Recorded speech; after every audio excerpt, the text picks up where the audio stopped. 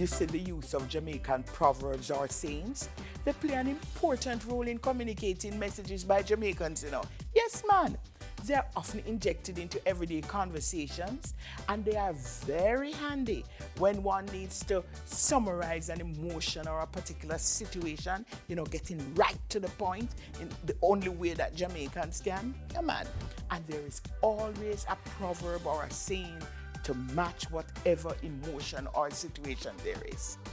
Now, these proverbs or sayings are influenced by our multicultural ancestry, namely that of the African and English ancestry. And of course, it's not just the saying or the proverb, you know, it's how you say it too. Wanna Pizen, Fatten.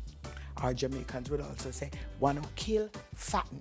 And of course, you know, if we were to say that in standard English, it would be, what doesn't poison you fattens you, or what doesn't kill you fattens you.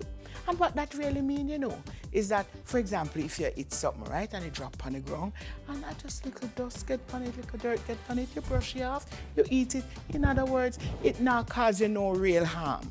And the worst that can happen is that you get a little fat. And some people may even extend the meaning to mean that if you're in a situation, whatever that situation may be, but it's not creating any real harm, and it could be benefit to you, then wanna Pizen, fatten you, as long as you can see the benefit in it.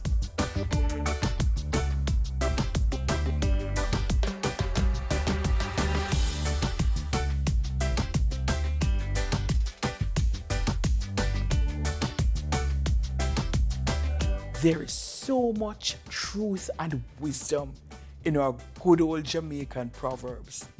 So we need to claim our heritage, know our culture, get to know we Jamaican proverb them, and use them when we really need to.